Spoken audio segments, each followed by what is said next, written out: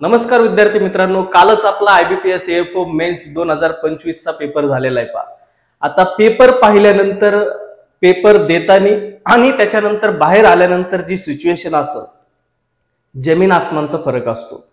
ज्यांनी last lecture माझं पाहिलं असेल जे क्वेश्चन्स आपण घेतले होते 350-400 आणि त्याच्यानंतर एक 10-15 मिनिटात मी बोललो होतो तुम्हाला की कशा प्रकारे अवस्था असे असते किंवा कशा प्रकारे पेपर असतो।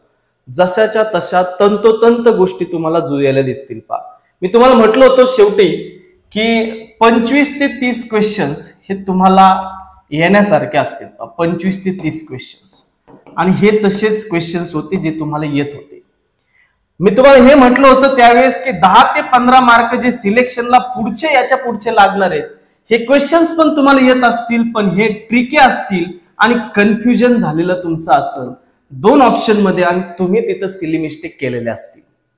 हे तुम्हाला आठवत असेल, जर नसेल आठवत तर ते लेक्चर मी वाटलंच तर प्रायव्हेट काढून टाकतो आणि ते लेक्चर फक्त एकदा पहा। ते लेक्चर ज्यांनी केलं असेल त्याला एवढं पण लक्षात आलं असेल, जे आपण जेवढे करंट अफेअरच्या बाबतीत सगळे ऍप मधले जर याच्यातले पाहिले, तुमचे 5 ते 6 क्वेश्चन्स करंट वरती असतील आणि त्याच्यापैकी आपण छाती ठोकपणे सांगू शकतो 4 ते 5 क्वेश्चन्स आपले क्वेश्चन्स तिथे दिसले असतील।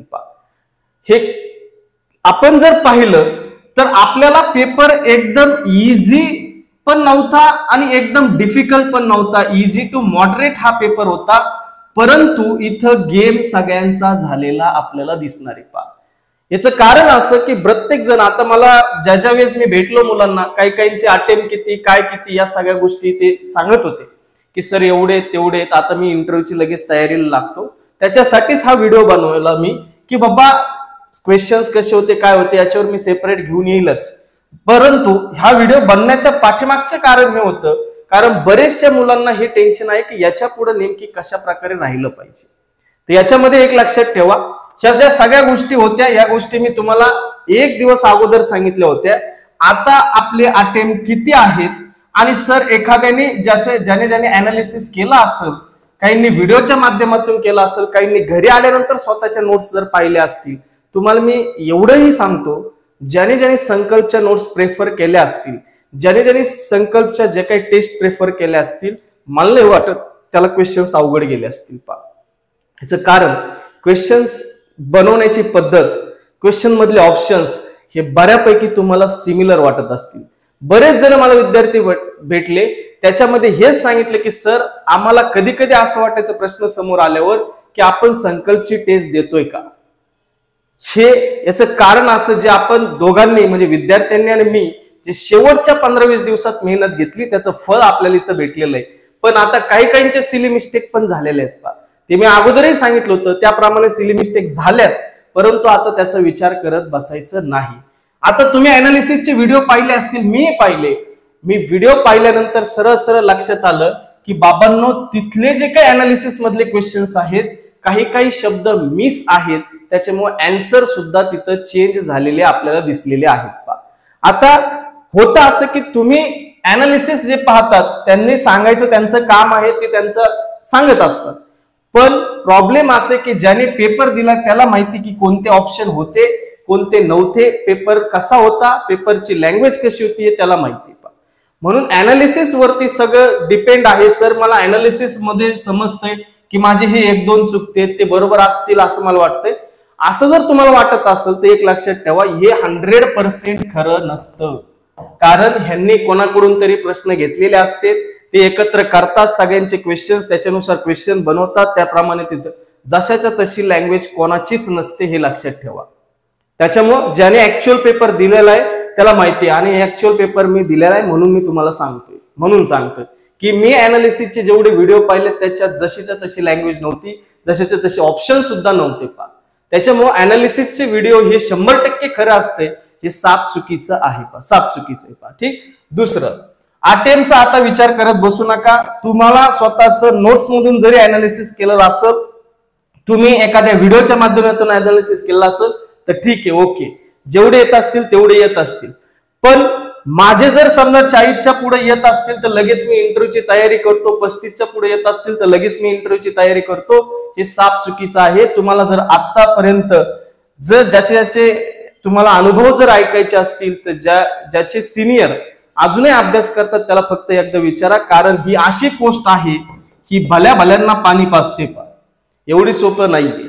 काही काहींना आता मीच सांगतो की आमच्या मी कालही तेच एक्झाम्पल दिलं पेपरचे एक दिवस अगोदर, की असं एक कॅन्डिडेट आहे जे आमचा ज्युनियरच आहे, त्याला 20 मार्काची लीड होते मागच्या वेळेस, त्याचं फायनल सिलेक्शन नाही, इंटरव्ह्यू मध्ये कमी मार्क दिलेले होते म्हणून असं नसतं की तुम्ही फायनल सिलेक्ट होणारच आहेत म्हणून इंटरव्ह्यूची जी तयारी असेल ती तयारी आपण जे काही तुमचा रिझल्ट लागल त्याच्या पुढे तुम्हाला 10-15 दिवस दिले जातात, तिथंही आपण चांगल्या पद्धतीने तयारी करू शकतो. त्याच्यासाठी हाय ना मी, त्याचं टेन्शन अजिबात घ्यायचं नाही.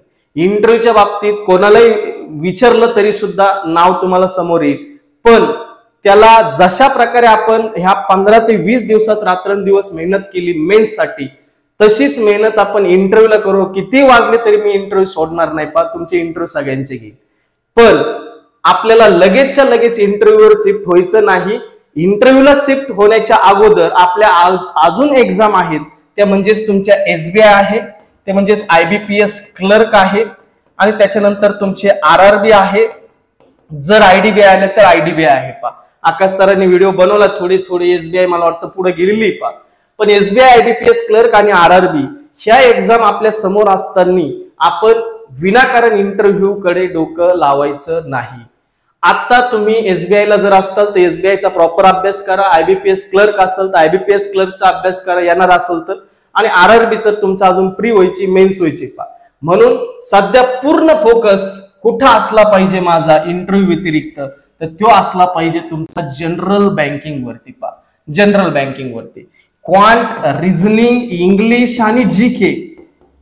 क्वांट, रिझनिंग, इंग्लिश, जीके तुम्हाला जमत असेल. मेन सर माझा प्रॉब्लेम आहे जीके, मेन माझा प्रॉब्लेम काय जीके साठी येऊन भेटायचं आतिश सरला भेटायचं. जे काही प्रॉब्लेम्स असतील तुम्ही पाठीमागचे काही एक्झाम्स पाहिले असतील त्याच्यामधल्या क्वेश्चन्स आणि त्यांचे क्वेश्चन्स हे बऱ्यापैकी आलेले असतील त्यांचं कंटेंट जे असेल त्याप्रमाणे कंटेंट असते, त्याच्याप्रमाणे ते तिथं सांगत असतात. म्हणून तिथं येऊन जर तुम्हाला काही प्रॉब्लेम असेल जीकेला तर तिथं येऊन तुम्हाला भेटायचं आहे आतिश सरांना, ठीक आहे, त्याच्याबद्दल विचारून घ्यायचं. क्वांट, रिझनिंग, इंग्लिशच्या बाबतीत जे काही आपले फॅकल्टीज असतील त्यांच्या बाबतीत जी काउन्सिलिंग असेल ती तुमची असली पाहिजे त्याच्यामध्ये तुमचं क्वांट असेल तर तुमचे आकाश सर असतील, अमित सर असतील, त्याच्यानंतर शरद सर असतील रिझनिंग साठी शंकर सर असतील, त्याच्यानंतर अमोल सर असतील, इंग्लिश साठी आपले क्षितिज सर असतील ह्या सगळ्यांकडे काउन्सिलिंग साठी एकदा का होईना येऊन जायचं. पुढच्या 5-6 दिवसच राहिलेले प्रॉपर तिथं तयारी करायची जनरल बँकिंगची, जास्त डोकं दुसरीकडे लावायचं नाही. सर मग ऍग्रीचं काय करू, तर ऍग्रीचं करत असताना जर तुम्हाला वाटलं सर ऍग्री पण केलं पाहिजे असं मनात वाटतंच थोडं, ऍग्रीचं पोरग आहे म्हटल्यानंतर एखादा तास जर केलं 1 किंवा 2 तास, याच्या व्यतिरिक्त जास्त वेळ द्यायचा नाही. हे पण कशासाठी द्यायचा, अपकमिंग ज्या एक्झाम्स आहेत त्या म्हणजेच कृषी सेवक जे ऍग्री रिलेटेड, ग्रामसेवक, कारण ग्रामसेवकला सुद्धा ऍग्री असते ह्या ज्या एक्झाम्स असतील ह्या एक्झाम्सला निदान ऍग्रिकल्चर थोडंफार का होईना उपयोगाला आलं पाहिजे, टच मध्ये असलं पाहिजे. म्हणून तुम्हाला 1-2 तास तुम्हाला ऍग्रिकल्चर करायचंय नाही तर सगळा वेळ कुठं द्यायचा, जनरल बँकिंगला द्यायचा. इंटरव्ह्यूचं अजिबात टेन्शन घ्यायचं नाही. इंटरव्ह्यूला आम्ही आमचा बेस्ट देऊ, जेवढी मेहनत करायची वेळ येईल तेवढी मेहनत आपण तिथं करू इंटरव्ह्यूच्या बाबतीत अजिबात घाबरायचं नाही. अटेम्प्ट किती आहेत त्याचा अजिबात विचार करायचा नाही. आता जे झालंय ते झालंय, आता त्याचा विचार करत बसू नका, नाहीतर 4-5 दिवस टेन्शन मध्येच जाताल तुम्ही. जर एखादा दिवस जर समजा आता तुमचा SBI रिझल्ट नसेल पण IBPS येण्यासारखं जर असेल, 1-2 दिवस गावाकडे जाऊन वाटलं असतं आणि लगेच दुसऱ्या दिवशी इथं, तिसऱ्या दिवशी आणि याच्यानंतर लगेच प्रिपरेशनला लागा परंतु जास्त वेळ वाया न घालवता, कारण हा जो पिरियड असतो हा रेस्ट पिरियड असतो, ते म्हणजे डिसेंबर, जानेवारी, फेब, मार्च, एप्रिल आणि मे हे जे पिरियड असेल या पिरियड मध्ये जो मेहनत घेईल, जो चांगली मेहनत करेल तो जून जुलैच्या पेपरला तिथं चांगल्या प्रकारे परफॉर्मन्स देऊ शकतो आणि तो रिझल्ट काढू शकतो. म्हणून हा जो पिरियड असेल या पिरियड मध्ये तुम्हाला जास्तीत जास्त अभ्यास तिथं करायचा आहे त्याच्यामुळे घरी वगैरे या गोष्टी आता बंद करा, आपल्याकडे रिझल्ट नाहीये, आपल्याला रिझल्ट आणायचा आहे तर मेहनत करावं लागेल पा. ठीक, तर हे इथं मला तुम्हाला याच्या माध्यमातून सांगायचं होतं या व्हिडिओच्या, की बाबा पुढे कसं राहिलं पाहिजे. कारण मेन प्रॉब्लेम काय होतोय की प्रत्येक जण विचार सर एवढे अटेम्प्ट आहेत, ते माझं चुकलंय, त्याचं काय, यांनी वेगळंच सांगितलं व्हिडिओमध्ये, याने पण वेगळंच सांगितलं, ह्याचा विचार करत बसू नका. त्याच्यात टाइमपास करण्याची ही वेळ नाही. आपल्या समोर टार्गेट्स आहेत जनरल बँकिंगचे, तर ही वेळ घालवू नका. चांगलं प्रिपरेशन करा. जिथं जिथं अडचण असेल तिथे तिथं आम्ही आहे. बिंदासपणे यायचं, बिंदासपणे विचारायचं पा. ठीक आहे, तर हे होतं तुमचं आता इथून पुढे कसं राहिलं पाहिजे थोडक्यात. दुसरं असं ऍग्रिकल्चरचा अभ्यास करताना थोडंसं मला एक एक्झाम्पल दाखवायचं याच्यासाठी, की बाबांनो तुम्ही थोडस डिटेलमध्ये आणि बेसिक गोष्टी असतात पा, त्या गोष्टी जर केल्या तर तुम्ही चांगल्या प्रकारे ऍग्री स्कोर करू शकता. जसं की बऱ्याच जणांना आता डॉलीचा क्वेश्चन चालता पा. डॉलीचा हे पा आम्ही शिकवलेलं आहे बरं की, हे पा हे LDच आहे, हे पा हे शिकवलेलं. आता तुम्हाला असं वाटेल की ही स्लाइड आत्ता लावलेली असेल, तर स्लाइड पहा इथं किती आहेत. ह्या सगळ्या शिप या चॅप्टर मधलं आहे, त्याच्यावरती डॉली शिप लिहिलेलं आहे पहा, आणि त्याच्यामध्ये वाक्य पहा. ही स्लाइडच मी शिकवलेली पूर्ण, आणि हे डिटेल मध्ये सांगितलेलं आहे कशा प्रकारे तुमचं तिथं हे क्लोन डेव्हलप झालेला आहे, कोणी केलाय, काय केलाय, या सगळ्या गोष्टी मेन्शन आहेत. या लाईनवर प्रश्न होता, आठवत असेल तुम्हाला, somatic cell using the process of a nuclear transfer. Nuclear transfer म्हणजे न्यूक्लियसला तिथं त्याचा न्यूक्लियसचा उपयोग करून तिथं हा क्लोन बनवलेला आहे. तर ह्या सगळ्या ज्या गोष्टी असतील ह्या एकदम व्यवस्थितपणे आपण लेक्चर मध्ये शिकलेलो होतो पा. पण ज्यावेळेस आपण लेक्चर करतो त्यावेळेस ते आपल्याला भान नसतंय की हे प्रश्न येऊ शकतात. म्हणून अशा प्रकारचा स्टडी करायचा, त्यावेळेस आपल्याला कुठंतरी सिलेक्शन होतं पा. दुसरे एंटोमॉलॉजी आणि पॅथॉलॉजी मधलं एक्झाम्पल मी थोडक्यात 1-2 स्लाइड सांग, असे खूप सारे आहेत पा.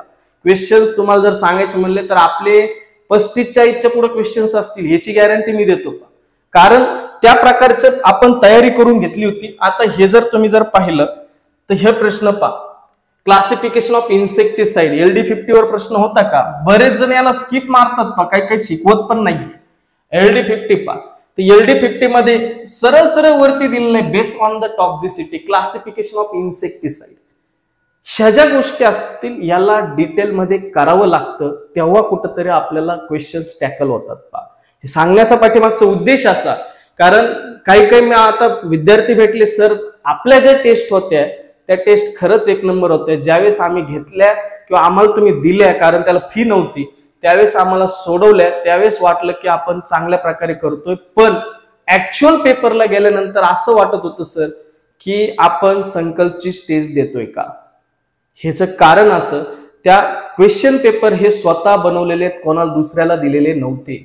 सगळे पेपर जे असतील ते स्वतः बनवायचो, त्याच्यासाठी मेहनत लागते, त्याच्यासाठी मागचा एक्सपिरियन्स सगळा लावला होता, त्याप्रमाणे आपल्याला क्वेश्चन्स दिसलेले असतील पा. उगाच क्वेश्चन पेपर काढायचे, मी काय PhDचा पेपर देत नाही, एकदम हाय लेवल काढून ठेवायचे क्वेश्चन्स. अरे बाबा इथं IBPS AFO बँकेत जायचंय, PhD नाही करायची आपल्याला. मला जर माझं वेगळे पण दाखवायचंय की मी सगळ्यांपेक्षा वेगळं आहे, हे दाखवायचं जर कोणी प्रयत्न करत असतील ते साफ चुकीचं आहे, तुम्ही मुलांना फसवताय. ठीक आहे, म्हणून इथं लक्षात ठेवा, हे अशा प्रकारचा अभ्यास तिथे केला पाहिजे. असे खूप सारे लावता येतील मला पा, की जे पॉइंट्स तुम्ही स्किप मारतात ते पॉइंट्स नोट्स मध्ये आपले कव्हर असतील पा. ठीक आहे, तर या सगळ्या गोष्टी होत्या. तुम्हाला हेच सांगायचं होतं की इथून पुढं नेमकी तुम्ही कसं राहिलं पाहिजे, कसं गेलं पाहिजे, या सगळ्या गोष्टी तुमच्यापर्यंत पोहोच करायच्या होत्या पा. ठीक, तर आपण इथं थांबूया. नक्कीच आपण नेक्स्ट जो व्हिडिओ असेल ते क्वेश्चनच्या बाबतीत घेऊन येऊया. तोपर्यंत आपण थांबू. व्यवस्थित अभ्यास करा, टेन्शन घेऊ नका, पॉझिटिव्ह राहा. अडचण आली तर बिंदासपणे इकडे यायचं, बिंदासपणे, काहीच प्रॉब्लेम नाही पा. तुम्हाला जिथं जिथं अडचण येईल, इंटरव्ह्यूच्या बाबतीत असो, बाकीच्या बाबतीत असो, काउन्सिलिंग वगैरे सगळ्या बाबतीत इथं यायचं, सोल्युशन भेटेल. ठीक, आपण इथं थांबूया, पुन्हा भेटूया नवीन एखाद्या व्हिडिओमध्ये. तोपर्यंत धन्यवाद, थँक्यू.